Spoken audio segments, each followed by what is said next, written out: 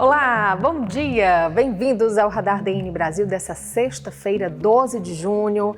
A gente começa falando de um momento muito importante para Portugal, que acontece hoje, logo mais, na Assembleia da República. Vai ser votada uma iniciativa cidadã que quer criminalizar o racismo em Portugal. Esse movimento já acontece há muito tempo, mobilizado pelo Grupo de Ação Conjunta contra o Racismo e a Xenofobia, que colocou para o público assinar uma petição que recolheu mais de 34 mil assinaturas para poder levar esse projeto para discussão no parlamento português. Eles conseguiram. Essa iniciativa vai ser votada logo mais e eu conversei com a Ana Isabela Amaral, uma das juristas, membro deste grupo, que fala um pouquinho melhor para a gente sobre o que é que pode acontecer a partir de agora e como é que é hoje, aqui em Portugal, a punição com relação às práticas racistas e xenofóbicas. Vamos acompanhar. Ora, hoje estamos numa grande expectativa. O Grupo de Ação Conjunta contra o Racismo e contra a Xenofobia iniciou no dia 10 de dezembro de 2024 uma recolha de assinaturas para uma iniciativa legislativa cidadã. O objetivo é alterar o Código Penal para que todas as práticas discriminatórias passem a ser crime em Portugal. E hoje chegou o grande dia em que vamos ver a nossa proposta, que já é um projeto de lei e que vai ser debatida hoje na Assembleia da República e votada na generalidade por volta das 11h30 da manhã. A nossa motivação está diretamente relacionada com o apoio que nós prestamos a vítimas de discriminação, não só racismo, mas também comportamentos homofóbicos, transfóbicos, misóginos, que não estão propriamente protegidos pelo Código Penal. Estes atos, estes comportamentos apenas são crime em Portugal quando são praticados publicamente e através de meios de divulgação. Quando estes atos discriminatórios são praticados fora dos meios de comunicação, quando são praticados cara a cara, como estamos agora aqui a falar, seja no supermercado, na fila do pão, num autocarro, nessas situações do cotidiano, da discriminação cotidiana, então esses atos não são criminalizados pelo Código Penal. Portugal ainda tem muita dificuldade em lidar com estas questões. É preciso implementar uma estratégia nacional de educação para a cidadania, educação para a igualdade, não só nas questões relacionadas com o racismo e com a xenofobia, mas também todas as outras condições discriminatórias que fazem com que as pessoas sejam tratadas de uma forma desigual no seu dia-a-dia. E, portanto, nós hoje estamos aqui, estamos precisamente a fazer este vídeo num local que é muito importante, é emblemático para a luta antirracista. Estamos na Rua Garré, onde, precisamente no local onde o Alcindo Monteiro, que foi assassinado há 31 anos, em 1995, o Alcindo Monteiro foi assassinado aqui neste local, na Rua Garré, e quando se completou 25 anos da sua morte, a Câmara Municipal de Lisboa criou este momento de homenagem ao Alcindo Monteiro aqui na Rua Garré, com esta placa, e é por isso também que achámos que era interessante virmos aqui falar. Por que o Alcindo foi assassinado? Ora, o Alcindo Monteiro foi assassinado por um grupo de neonazis porque era um homem negro. Nessa noite, dia 10 de junho de 1995, um grupo muito extenso, muito grande de neonazis juntaram-se num jantar em Cacilhas para assinalar o Dia da Raça e vieram aqui para o Bairro Alto, para esta zona onde nos encontramos. Literalmente, isto está escrito na decisão do tribunal que condenou várias destas pessoas, vieram caçar pretos para o Bairro Alto, espancaram muitas pessoas por estas ruas aqui onde estamos e o Alcindo foi espancado até à morte.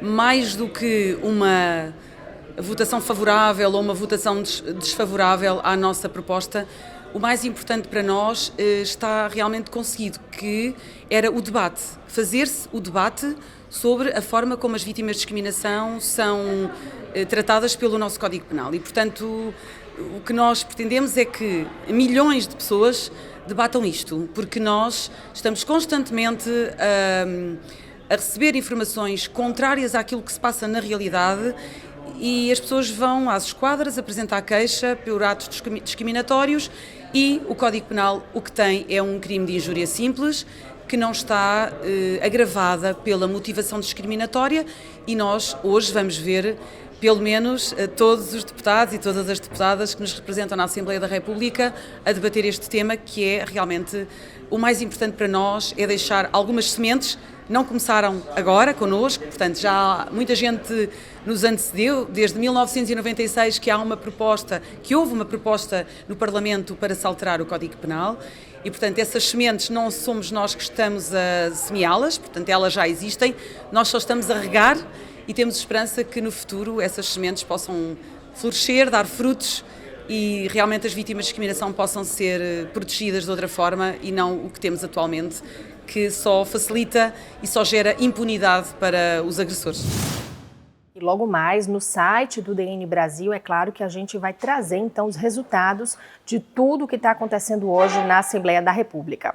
Vamos falar agora de um tema que tem incomodado e muitos residentes aqui em Portugal que fizeram a renovação das suas autorizações de residência. Onde é que está o cartão do título de residência que não chega nunca? Tem gente esperando há mais de 6 meses para receber esse cartão depois de ter feito o procedimento de renovação junto à AIMA, a Agência para Integração, Migrações e Asilo.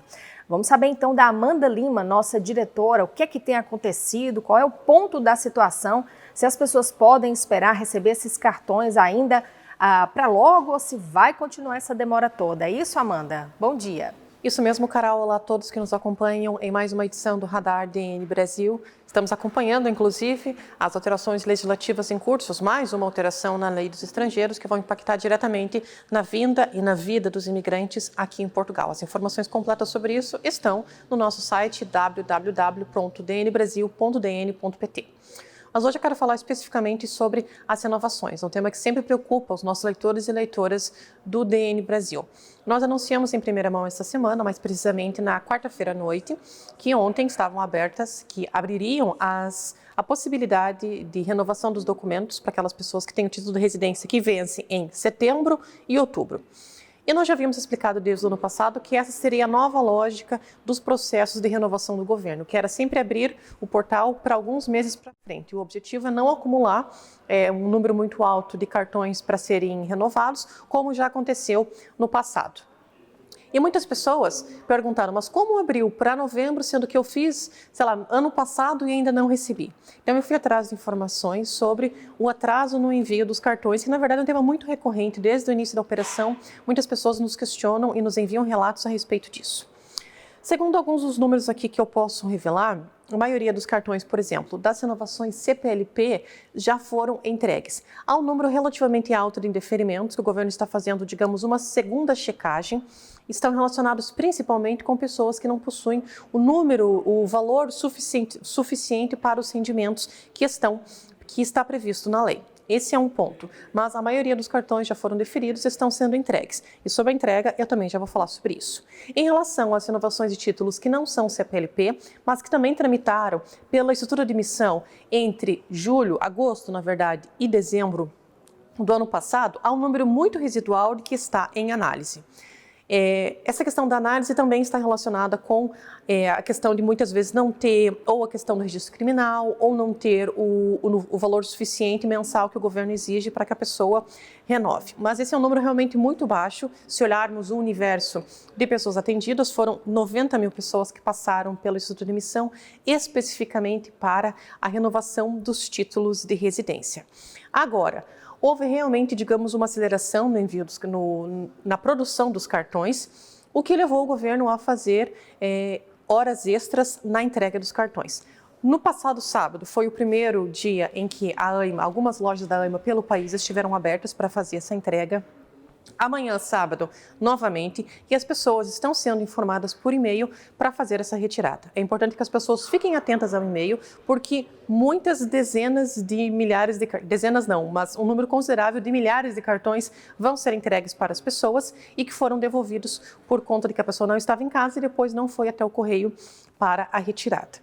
Isso para dizer que a operação de renovação dos atrasados, digamos, ela realmente está chegando ao fim. Os últimos processos são aqueles que tiveram problema, que o governo chama de processos mais complicados, por conta de algumas questões que podem dar realmente um indeferimento. Mas as pessoas têm que ficar atentas, porque vão receber essa convocatória por e-mail, seja para avisar que foi indeferido, seja para avisar que ela tem que ir buscar o seu cartão.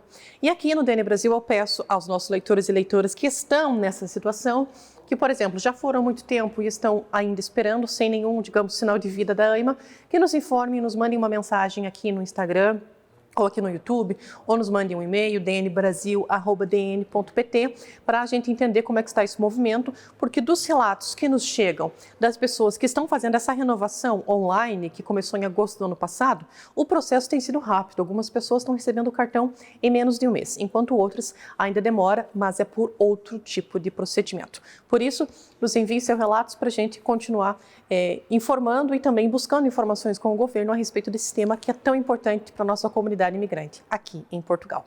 Voltamos com você, Carol.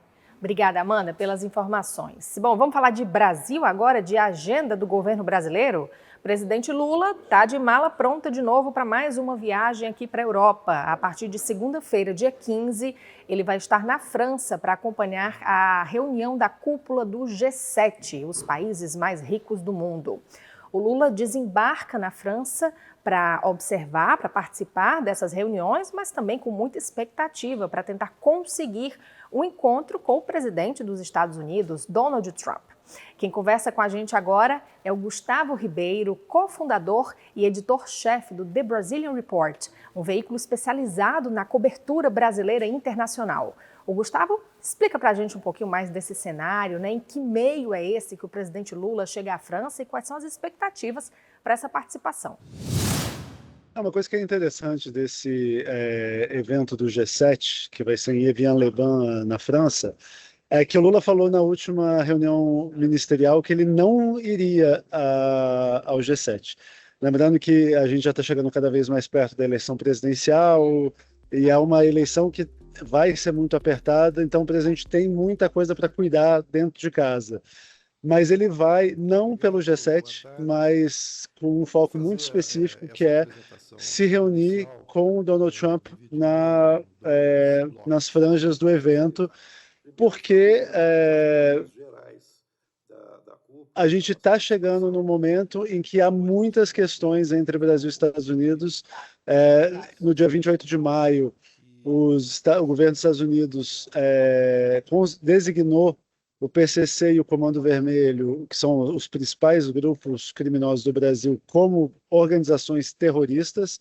Isso é uma questão que tem criado muita preocupação no Brasil, pelo fato de que essas organizações elas estão cada vez mais envolvidas na economia formal, então isso gera um potencial de imensos problemas para o sistema financeiro brasileiro, para inúmeras empresas que, porventura, façam negócio com empresas ligadas ao PCC sem saber disso, e aí gera toda uma questão de compliance, toda uma necessidade de empresa multinacional de rever a cadeia de produção deles aqui no Brasil. Mas isso foi só o capítulo 1. Alguns dias depois, o escritório comercial dos Estados Unidos, USTR, recomendou uma tarifa de 25% nas exportações brasileiras, dizendo que o Brasil tem práticas comerciais injustas, e aí tem uma lista de reclamações que vão desde desmatamento, corrupção, pirataria, até o próprio Pix, que é o sistema de pagamento instantâneo aqui no Brasil. E depois, um dia depois, se não bastasse tudo isso, tem mais uma ameaça de tarifa de 12,5%, dizendo que o Brasil importa produtos de países que usam trabalho forçado. A gente ainda não sabe como essas tarifas vão ser combinadas, e assim, se você imaginar 25 mais 12,5%, a gente não está falando de tarifa, a gente está falando de um embargo comercial de fato, né? A gente está fazendo com que os produtos brasileiros não sejam nem um pouco competitivos nos Estados Unidos, e apesar da gente falar que são em torno de 10% das exportações que são mais afetadas, para esses setores os efeitos podem ser muito devastadores, principalmente setor de máquinas industriais, setor de madeira. Então, há uma série de setores que vão ser bem complicados. Gustavo, a gente já tem algumas manifestações até de membros do governo dizendo que, na verdade, acham que esse encontro com o Trump é pouco provável, não é? Então, assim, obviamente tudo pode acontecer, mas olhando até para esse cenário, em termos de imagem, não é? Ou seja, a gente acabou de ter Flávio Bolsonaro numa foto ao lado do Trump, não é? E poucos dias depois a gente tem agora essa possibilidade de encontro do presidente Lula com o presidente Trump. Então, em termos de imagem, também isso teria um peso, não é? Dependendo dos resultados, porque, por exemplo, a gente teve a foto do Flávio Bolsonaro com Trump, e quando sai a designação de organizações terroristas para o PCC e para o Comando Vermelho, teve uma leitura positiva do campo bolsonarista, porque é uma coisa que uma grande parte da população brasileira aprova. Mas logo depois saem as tarifas, e aí essa proximidade com Trump vira um problema para o campo bolsonarista. Então tudo vai depender vai ter foto, ela vai ser boa ou não dependendo do que vem. E aí o problema é que o governo americano é muito imprevisível. E na verdade, uma coisa que é importante considerar é que não tem uma política externa americana em relação ao Brasil, né? Você tem ali uma competição de grupos que têm interesses bem diferentes e que tentam levar o governo americano de um lado para o outro, de acordo com os interesses deles. Então, a gente pode citar três grupos principais. O primeiro seriam empresas, investidores americanos que têm dinheiro no Brasil e que querem o mínimo de perturbação possível nessa relação bilateral.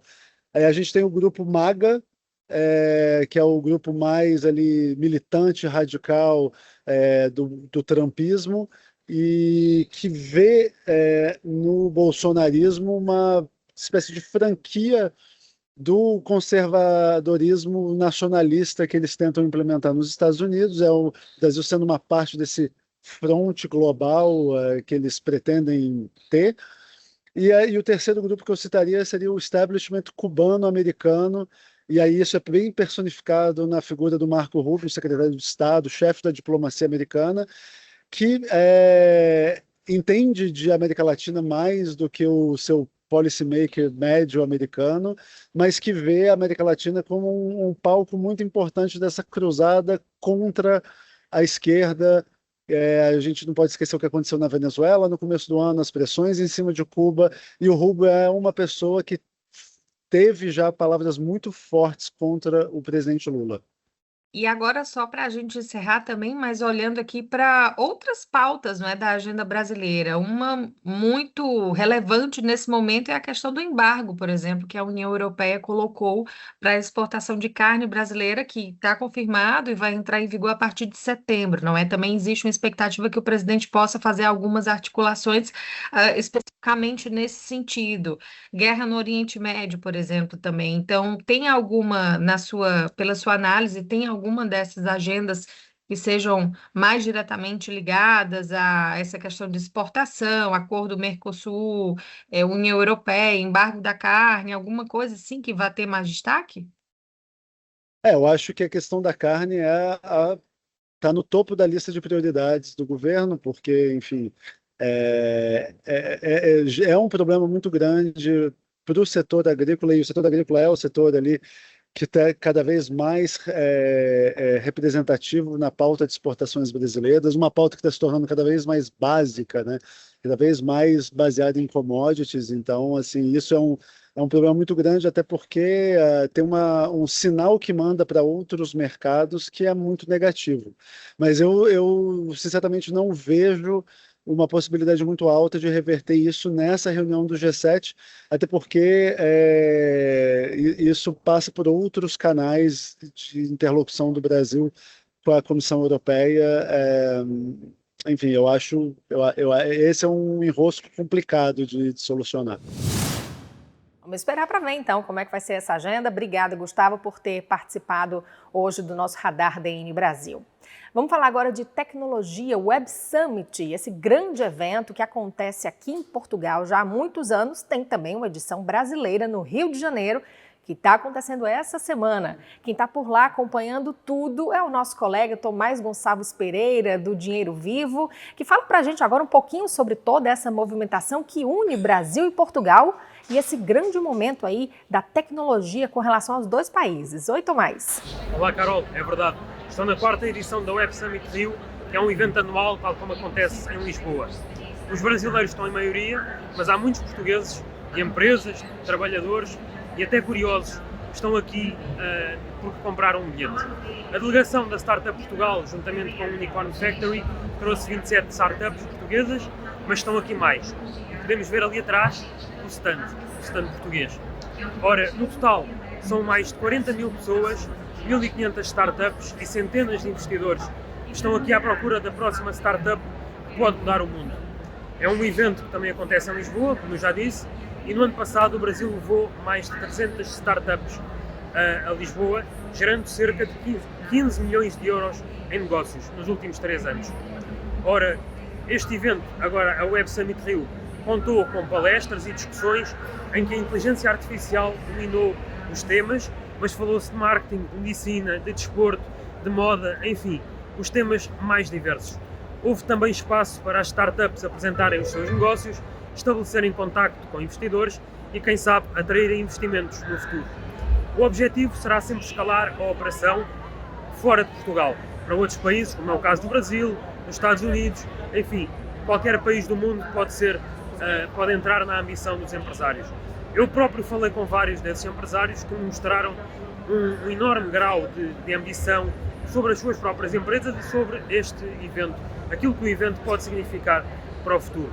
Falei também, por exemplo, com o CEO da Web Summit, Paddy Cosgrave, que respondeu à minha pergunta numa coletiva de imprensa, onde disse que antevê que a inteligência artificial chinesa estará em foco em Lisboa, com destaque para o DeepSeek, o modelo chinês, no evento que se vai realizar em novembro, já este mês de novembro em Lisboa.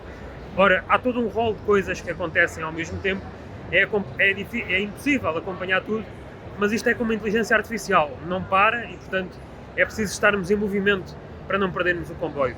A Web Summit Rio termina esta quinta-feira, antes de este vídeo sair, mas eu vou continuar aqui até ao final a acompanhar e a reportar para as nossas plataformas digitais e para o nosso jornal em papel. Enquanto isso, vou experimentando a culinária do Brasil, que é tão boa. De volta para ti, Carol. Obrigada, Tomás, pela participação e aproveita também aí o nosso Rio de Janeiro pela gente, né? Olha, para encerrar, a gente vai assinalar uma data que é comemorada amanhã, 13 de junho, dia de Santo Antônio, uma data muito emblemática aqui em Portugal, especialmente em Lisboa, que tem muita festa em homenagem a Santo Antônio, mas também no Brasil, já que é um santo que mobiliza a fé de muitos brasileiros. Tem gente, inclusive, que fica bastante surpresa quando descobre que, na verdade, Santo Antônio não é de Pádua. Ele é de Lisboa, nasceu em Lisboa e a igreja de Santo Antônio aqui preserva ainda muito dessa história, até da casa onde dizem que ele nasceu. Vamos dar um passeio por lá e saber como é que está hoje em dia preservada essa memória de um santo tão querido em Portugal e também no Brasil. É no histórico bairro de Alfama, no coração de Lisboa, que a devoção a Santo Antônio encontra os seus principais elementos, reforçando a presença e relevância do padroeiro de Lisboa. Já no Brasil, segundo números da imprensa do Vaticano, são pelo menos 105 cidades em 10 estados que têm Santo Antônio como padroeiro. A igreja na capital portuguesa está sempre repleta de visitantes. Achei linda, um local, um ambiente muito bom para a gente rezar, para a gente fazer os pedidos da gente, para a gente entregar a nossa vida, para ele tomar conta, é mais isso aí. A igreja foi construída em 1767 e substituiu uma capelinha que já existia desde o século XV, no ponto exato onde ficava a casa em que nasceu, ali pelos anos de 1180, o menino Fernando de Bulhões, nome de batismo do santo. É quase uma parada obrigatória no roteiro dos brasileiros. É muito emocionante participar desse tipo de... Mas visitar a casa de São Antônio nasceu, né? Muitos brasileiros pensam que ele é de Pádua, não é isso? Sim, pensam, mas não. Ele nasceu aqui, tem até um museu ali atrás. Santo Antônio de Pádua não é de Pádua. É, Na verdade é de Lisboa. É de é de Lisboa. Lisboa, exatamente. Ele faleceu em Pádua, né? Um dos segredos do local é que dá para sentir ainda mais de perto a conexão com as origens do santo. No subsolo da igreja existe uma cripta que preserva o chão da casa onde Santo Antônio nasceu. Um espaço escondido, muito pequeno, onde os devotos podem deixar ofertas e fazer uma oração.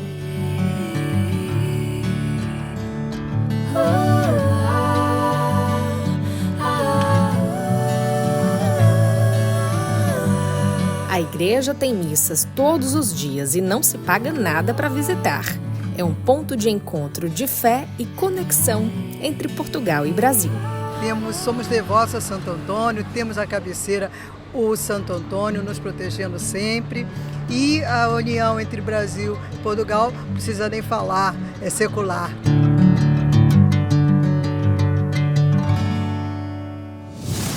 É isso, fé e festa também, não é? Que promete ser de muita animação esse fim de semana por aqui.